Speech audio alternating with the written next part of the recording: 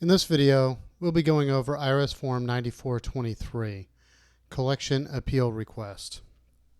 So this is a consideration and a viable option for many taxpayers who have found out that the IRS is at some point in the collections process, meaning they owe taxes and the IRS has sent written notifications saying that you owe taxes, penalties, and interest are accruing, and you either need to pay what you owe to the IRS, or the IRS will start collection actions in order to resolve that tax debt.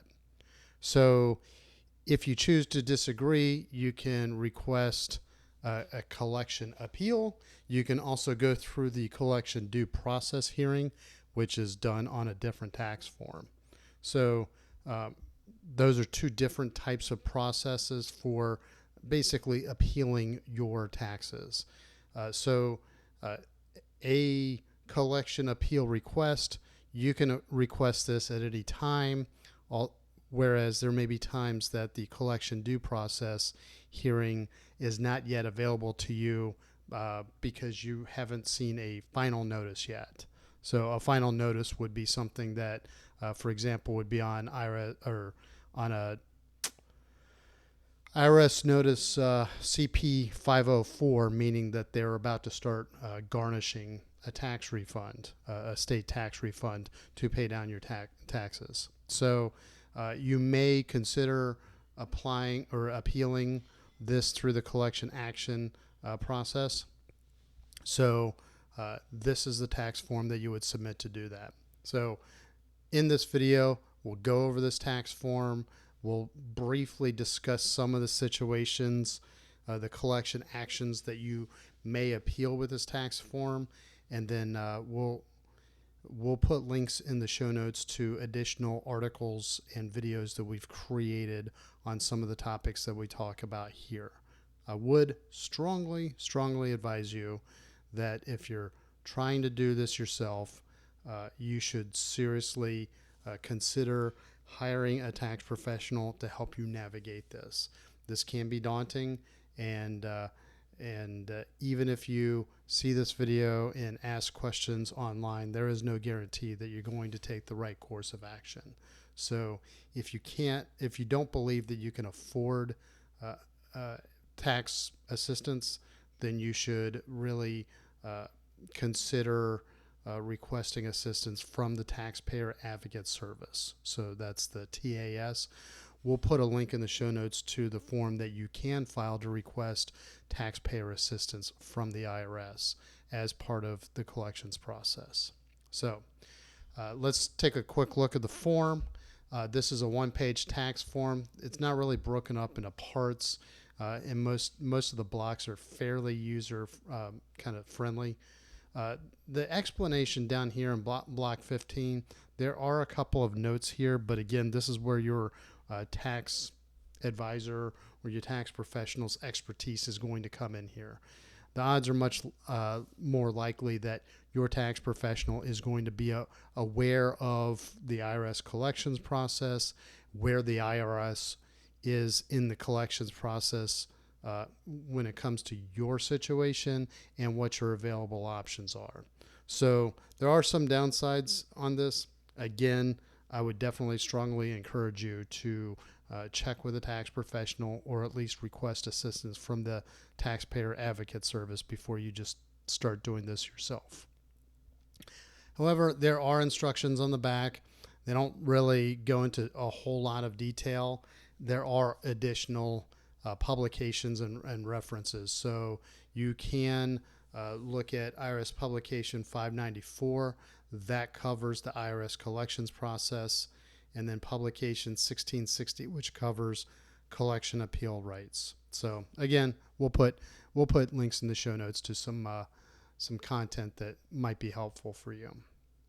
So at the top of the form, you'll see that we put in our taxpayer's name, and in this case, he decided to bring on his personal representative, a man by the name of Harry Smith, And if you do assign or if you do have a representative that's working through this process with the IRS, you should complete and attach a copy of IRS Form 2848, which is the power of attorney form and declaration of representative. Without this form, your representative may attend conferences with you, but they cannot represent you in the middle of a conference. So if you want that person to take care of business in front of the IRS while protecting your best interests, complete Form 2848, and then that person will give you the advice on when you need to be present for your case. Otherwise, you will have to attend each meeting, each conversation with the IRS with your person that should be taking care of this business for you. So your social security number goes into block 3. Phone number. So if you have a business phone number, that would go into block 4, followed by your home phone number in block 5, and then your representative's phone number in block 6. So in this case, John Doe's street address, city, state, and zip code. I'm going to put a pause here and stress how important it is to keep your address up to date with the Internal Revenue Service. If you're receiving written collection notes, such as IRS notices, it is imperative that you keep your address up to date with the IRS. So the easiest way to do that and the most natural way is to simply file your income tax return, whether it's your Form 1040, whatever your annual return is, that automatically updates your IRS records with your new address. However, if you've recently filed your tax return and then you move, you may consider filing IRS Form 8822 or IRS Form 8822-B for business owners. So Form 8822, that's for individual taxpayers. 8822-B is the change of business address form. So we'll put links to both of those resources in the show notes. So that way, if the IRS cannot collect anything, they cannot seize assets without providing a lot of written notification. And every time there's a new step in the collections process, the IRS sends out another letter. So you definitely do not want to be missing any of this information when the IRS is going through the collections process. As you miss IRS notices, the IRS's default position is simply that if you don't respond to anything, you must agree with it. So they're just going to keep going until they get their taxes paid. That's all the IRS wants. And if you don't ever take the time to respond, they're going to probably do a lot of damage to you before they collect their money. So it is in your best interest to keep on top of this by keeping your address up to date. So in blocks 8, 9, and 10, this is the city, state, and zip code. In block 11, we're going to put in the type of tax. So in this case, this is John Doe's individual income tax return. So that would be Form 1040.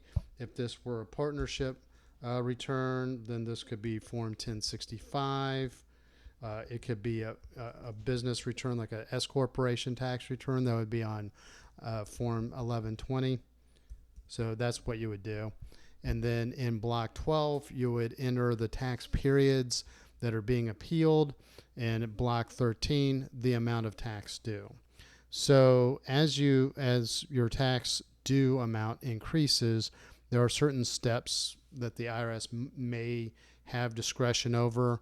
Once there are certain tripwires, like over certain dollar amounts, then the options that the IRS has to exercise discretion become more and more limited. So if you're in the middle of the collections appeal, you're probably at the point where there are more limited options than there would have been well before this.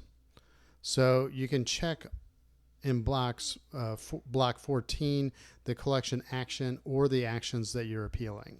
So if you're appealing, like, say, the rejection of an installment agreement, and you submitted your IRS Form 9465, which is your installment agreement request, or of a termination or a modification of an existing agreement, then you can use Block 15 to explain why you disagree with that and what you think would help resolve the tax issue. So seizure, a levy or proposed seizure, federal tax lien, these are all different points of the collections process that you can appeal. So, and then on the back of this, it kind of goes in a little bit more detail about the actions that you can appeal. There's not a whole lot more information, but you can find that in the publications I did mention. So in Block 15, again, this is where your tax professional would earn their keep, and you can also attach additional information as you need to the form. So one item that the instructions point out is if you've previously asked for a conference and no one ever scheduled a conference, then make that clear here. That is a requirement for the IRS to do. So, you can start there. And one of the things that you would probably benefit from having a tax professional is simply being able to know whether or not the IRS took a shortcut in doing something or whether or not there was a procedure that was missed. So the Taxpayer Advocate Service does do that for certain taxpayers.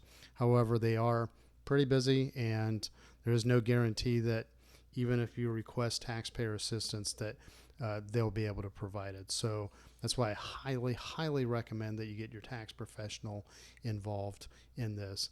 And if it's large enough dollar values and you know that you're in the right, then it may be worth it, even if it's expensive. So here, in this case, John Doe's representative, Harry Smith, would sign this block, and then he would date it here, and then you would file it with the IRS.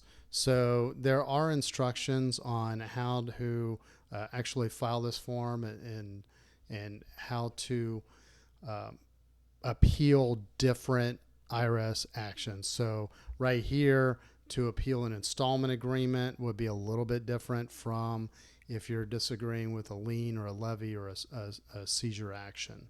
So, and then if you actually have a representative, that person should be able to file this for you. If not, then you should be able to submit this to the collection office.